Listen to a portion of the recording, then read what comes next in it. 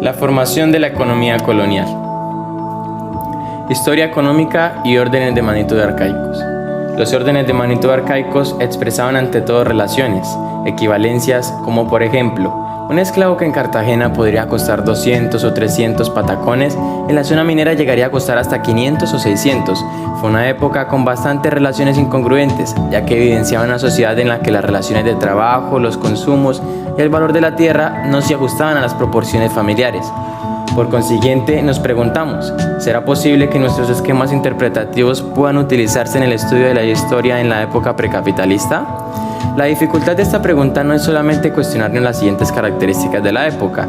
Primero, la falta de estadística y segundo, su imprecisión absoluta en referencia al mercado. Durante el periodo colonial existían factores económicos que se llaman excluidos del mercado, así perjudicando el libre mercado. Primero, la escasa circulación del dinero. Las casas de moneda solamente tenían monedas de plata, con las cuales era imposible rescatar el oro. Las altas denominaciones de la plata acuñada y el alto valor del oro los convertían en instrumentos inadecuados para las transacciones corrientes.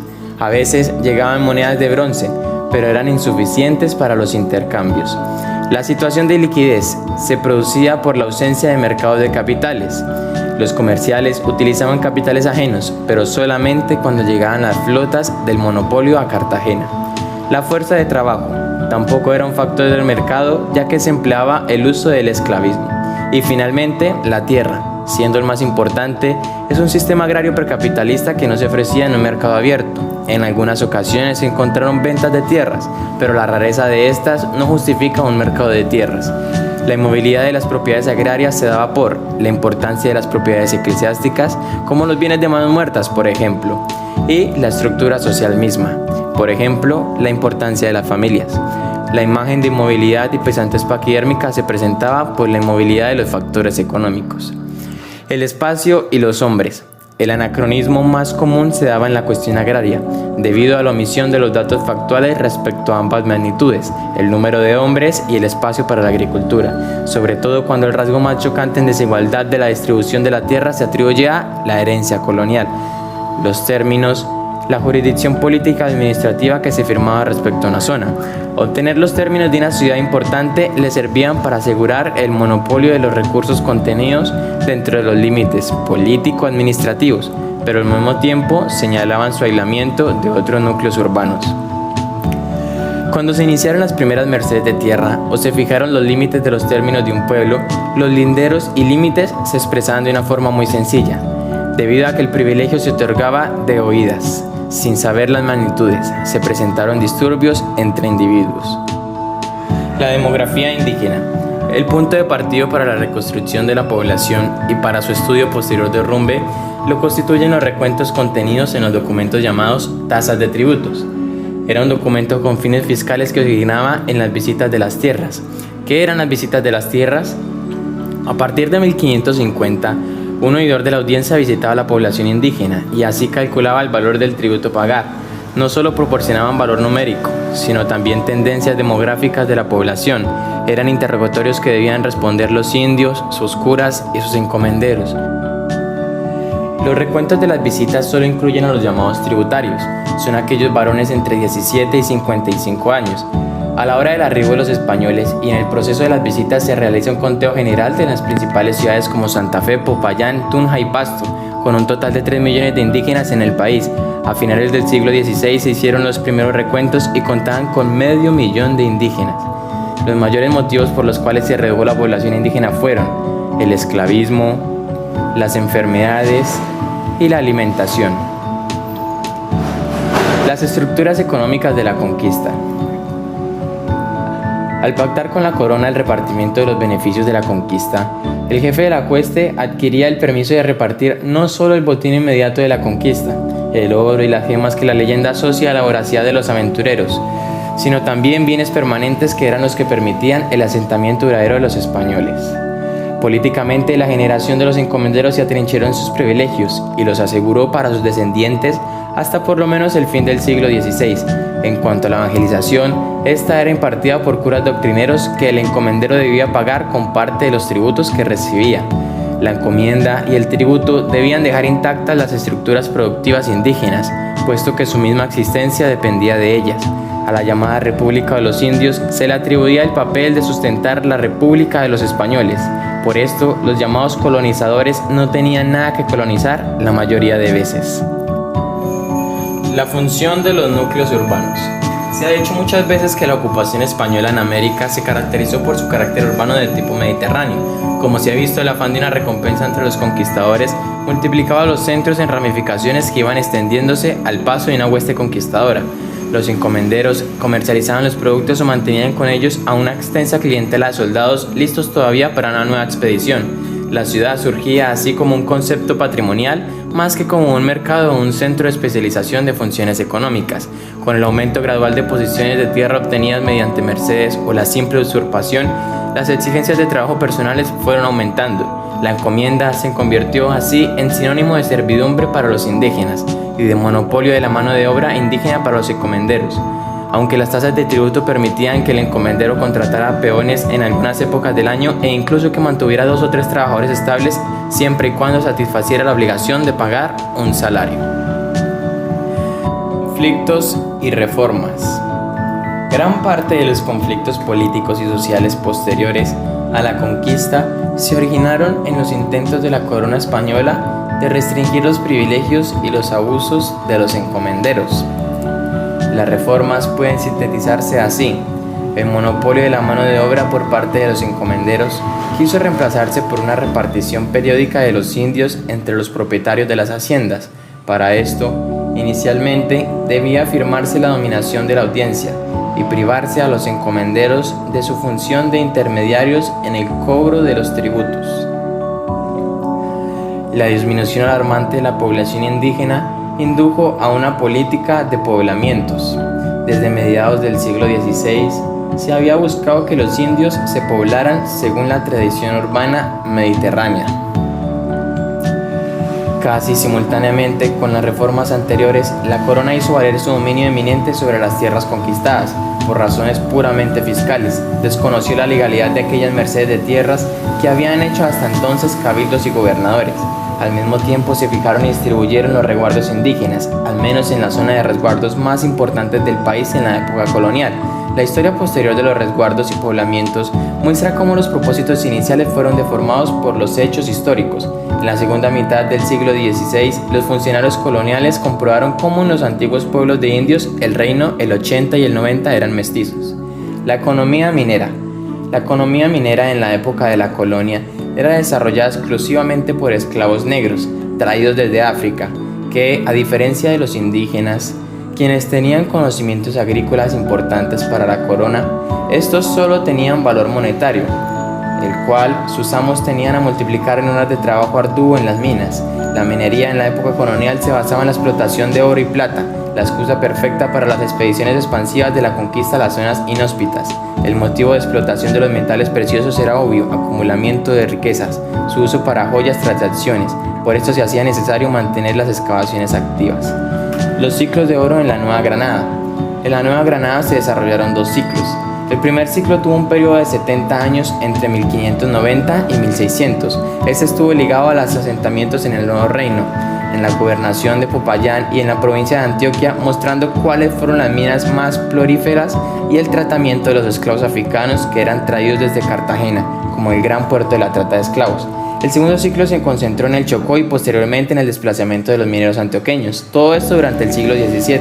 Este siglo no dependía ya de la presencia de la mano de obra indígena y que por tanto no creaba un conflicto entre el sector minero y agrícola. La esclavitud. Los esclavos llegaban a nuestro territorio por medio de Cartagenas de Indias, pero los yacimientos antioqueños los explotarían de manera íntegra a esta fuerza de trabajo durante el primer ciclo minero, entre 1590 y 1600, en la que trabajarían unos 6.000 esclavos, lo cual representaba una gran fuerza laboral de la cual se obtenían grandes riquezas. Esta economía dependía mucho de la importancia del comercio de esclavos africanos para el desarrollo del capitalismo europeo. Por ejemplo, España, que durante un tiempo gozó un acceso privilegiado de los esclavos que los navegantes portugueses habían establecido en las costas africanas, esto debido a la unión de estas dos coronas. Sin embargo, esto llegó a su fin cuando Jamaica y las Antillas Menores fueron ocupadas por los ingleses, franceses y holandeses.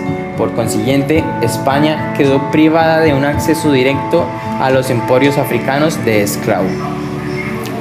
El monopolio del comercio en esclavos se había convertido en uno de los factores de la lucha por la supremacía marítima entre las potencias europeas. La subsiguiente guerra de sucesión, que duró hasta 1713, no solo arrebató a España sus posesiones europeas en Italia y los Países Bajos, sino que por el Tratado de Utrecht otorgó a los ingleses el monopolio de la trata de esclavos para sus colonias, lo que colocaba a España en problemas económicos, ya que quedaba en un estado de dependencia en un elemento tan esencial para la economía de alguna de sus colonias, sino que al mismo tiempo debilitando su monopolio comercial al favorecer el contrabando, ya que los navíos ingleses exportaban esclavos de Jamaica a Cartagena.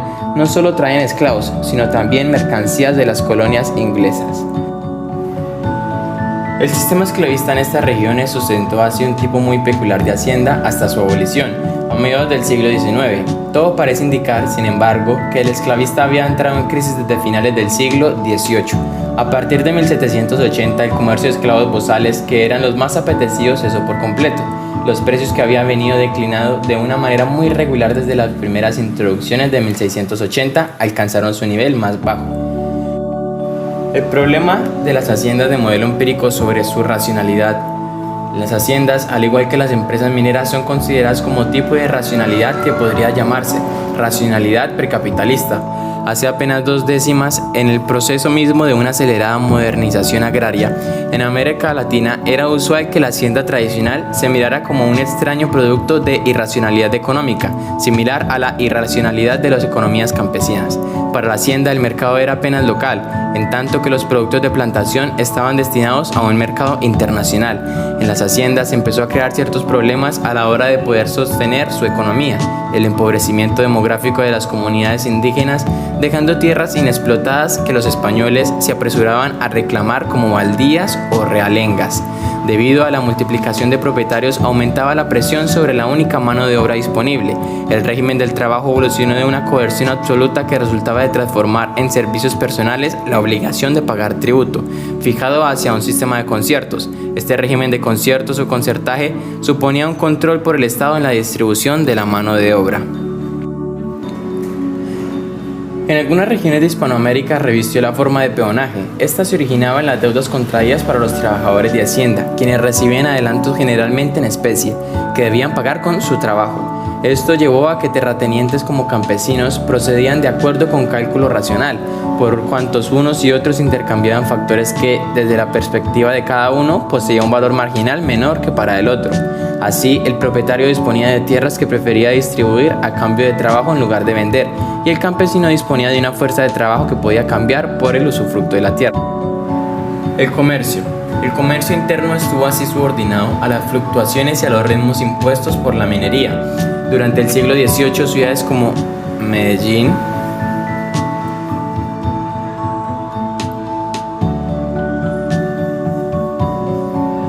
Popayán,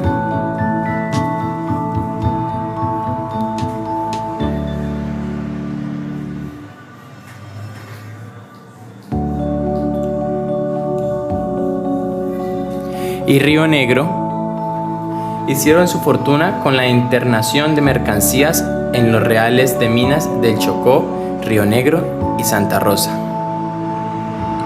El comercio más lucrativo fue, con todo, el de los esclavos negros. Los mercaderes de la carrera se ocupaban del comercio al por mayor, en contacto directo con los factores de las casas sevillanas o gaditinas que operaban en Cartagena, y sus operaciones individuales podían alcanzar al monto de una media fortuna. En el curso del siglo XVIII, sin embargo, blancos, pobres, mestizos y mulatos encontraron una oportunidad en la comercialización de productos como el tabaco, la miel y el aguardiente.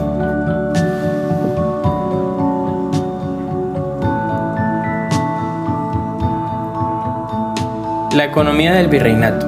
La minería. La economía de la Nueva Granada en la época colonial reposó en la producción minera. El oro, hasta 1740, representó el 100% del comercio exterior, las exportaciones. En las últimas décadas del siglo XVIII, cuando la corona española decidió diversificar su comercio exterior, disminuyó al 90%, siendo el 10% representado por productos agrícolas, algodón, azúcar, cacao, quina. La minería del oro fue el inductor para el desarrollo económico, hizo posible el comercio externo e interno, pero además impulsó el desarrollo de la agricultura, la ganadería y la manufactura. Los distritos mineros. Las principales minas de producción fueron Antioquia, Popayán y Mariquita al occidente y Pamplona y Girón al oriente. Sin embargo, a principios del siglo XVIII empiezan a entrar en decadencia algunas villas de explotación. El centro de Antioquia recibió la industria minera y así desarrolló un nuevo ciclo de producción.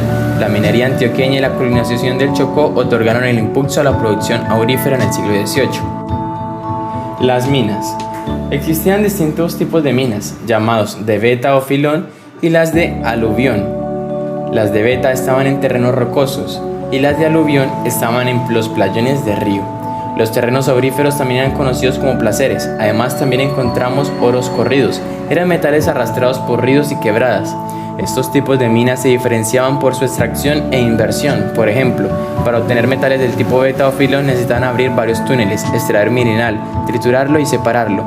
Esta producción se necesitaba una inversión mayor del minero, además de una tecnología algo compleja. Por lo tanto, los historiadores narran que los indígenas solo explotaron limitadamente, ya que su tecnología no era suficiente. Los españoles explotaron filones en el siglo XVI y XVII, pero en el siglo XVIII el nuevo reino ya estaba abandonado. La principal razón fue el descubrimiento de los placeres y aluviones del Chocó, fácil explotación y menor inversión. La época del virreinato. La minería neogranadina se basó propiamente en aluviones y placeres. Existían dos formas de explotación. La primera consistía en que un empresario con capital tenía una cuadrilla de esclavos y explotaban sus propiedades. Por lo tanto, se constituyeron los reales de minas. Eran cuadrantes que ejercían control en la producción y hacían efectivos los derechos de la corona. El segundo modo consistía en la forma libre. Los pequeños o medianos mineros, mazamorreros, especialmente consistían en familias que se dedicaban a la extracción de oros corridos o también de aventaderos. Eran zonas de grandes minas que antiguamente habían sido explotadas. Su instrumento principal era el mocrafe, el barretón, la pala y la batea. Producción. El siglo XVII fue un periodo de depresión para la economía neogranadina del oro. El mayor causante es la reducción de la población indígena, ya que reduce la mano de obra. Mientras que en el siglo XVIII fue un periodo de crecimiento y modernización. Este gran impulso fue debido a las medidas políticas desarrolladas por los nuevos monarcas de las dinastías de los Borbones, además del gran esfuerzo por hacer potencia respecto a ascensos de países como Inglaterra, Holanda y Francia. Los cálculos de producción aurífera de la Nueva Granada se han visto interrumpidos por la incertidumbre, debido a que las cifras hacen referencia a la producción más cercana a la realidad. Sin embargo, siempre se establecerá una duda acerca de la producción real, ya que es imposible asegurar cuál es la parte que realiza el contrabando. El contrabando se realizaba por el río Atrato y los puertos del Pacífico. Algunos historiadores establecen algunas cifras, en las cuales aseguran que el contrabando consistía entre 200 y 300 mil anuales. Problemas, limitaciones y rentabilidad. De la minería neogranadina se esperaba un ritmo de producción de ensueño, ya que era considerado la potencia, pero la corona nunca pensó en los problemas y dificultades que podría tener esta extracción de metales. El primer problema era la falta de capital para invertir. Otro factor o problema consistía en la falta de tecnología y conocimiento sobre la mina y el laboreo. En la minería se aplicaba la rutina laboral, a lo que respondían que la mayor parte de los mineros arruinan su trabajo por falta de conocimiento, a lo que nombraron como falta de espíritu empresarial. Otro factor son las cifras, estadísticas e incertidumbres. Se sostenía que la tendencia era el crecimiento, pero las cifras de producción presentaban problemas con la rentabilidad de las minas, especialmente por la inversión y el ritmo de crecimiento de la producción. Intentos de cambio y políticas de fomento. La política de fomento fue una de las mayores apuestas de las reformas españolas. Debido al potencial del nuevo reino de Granada con los metales preciosos, la colonia española dejó libre importación de esclavos e incluso hasta una prima de 4 pesos a los miembros por cada pieza importada. Además, realizó descuentos sobre el quinto. La agricultura. La producción agrícola colonial surge básicamente de las condiciones geográficas y climáticas de la época. La unidad básica de la agricultura neogranadina del siglo XVIII fue la hacienda. Se afirma que ella constituyó la más importante estructura de la sociedad neogranadina, aunque no de su economía, pues en este campo debía compartir importancia con los sectores minero y comercial. Sobre las tierras del gobierno colonial había una política poco coherente y en algunos casos contradictoria, ya que teóricamente estuvo inspirada en principios de equidad. A su vez favorecía los intereses personales de los terratenientes, criollos y españoles. La agricultura fue tomando importancia en el mercado, puesto que por las condiciones geográficas del territorio tenían en beneficio la mano de obra de los indígenas, los cuales tenían muchos conocimientos acerca de los cambios climáticos. El comercio exterior. Durante el virreinato, el comercio de importación y exportación recibió un vigoroso impulso de las reformas borbónicas, sobre todo a partir del reinado de Carlos III. Esa tendencia de la política económica de la corona española tuvo su punto culminante en la promulgación del Reglamento de Comercio Libre en 1778, poco antes de iniciarse una nueva guerra con Inglaterra. El monopolio del comercio con América se vio en declive. Para cuando las Indias abrieron 11 puertos españoles, entre ellos Barcelona, Valencia, Bilbao y Cartagena, se permitió el comercio entre los distintos territorios americanos. El contrabando fue un fenómeno constante del comercio exterior de las Indias que no pudo eliminar el gobierno español. Fue especialmente intenso en el siglo XVIII. El comercio interno. El intercambio de mercancías y productos agrícolas y ganaderos entre zonas mineras y regiones manufactureras y agrícolas por una extensa red de caminos terrestres, las cuales seguían las rutas del comercio indígena prehispánico, cruzaba el territorio nacional y permitía el intercambio entre las diversas regiones. Los caminos eran malos, lo que elevaba el coste de transporte. Muchos de ellos no eran transitables, ni siquiera por mulas. Las mercancías debían transportarse entonces por cargueros. Los viajes eran largos, penosos y plenos de riesgos. La economía pública. La estructura fiscal. Pese al abrigado número de impuestos, el sistema no producía al Estado colonial ingresos adecuados para cumplir muchas de sus obligaciones. En general, el fisco colonial solo producía para mantener una burocracia mal pagada e ineficiente. Los estancos. Por su importancia en las rentas de la Real Hacienda y por las reacciones contrarias que despertaron entre sus contemporáneos, como símbolos de la política monopolística del Estado español, vale la pena detenerse un poco en los estancos de aguardiente y tabaco. La administración. La administración colonial era lenta, complicada y arcaica. El sistema de recaudos y control lo constituían las cajas reales y el Tribunal de Cuentas. Al frente de las primeras estaban los llamados oficiales reales. Para estos efectos se llevaba una contabilidad muy elemental, puesta en práctica desde comienzos de la colonización. Consistía en un libro donde se anotaban los ingresos con el nombre de cargo y los gastos y egresos. Con el de data de los Borbones ordenaron llegar una contabilidad por partida doble, en 3 libros llamados Manual, Caja y Mayor, pero el sistema no recibió aplicación, por lo tanto no fue acatada la nueva forma, así que seguía en el sistema anterior.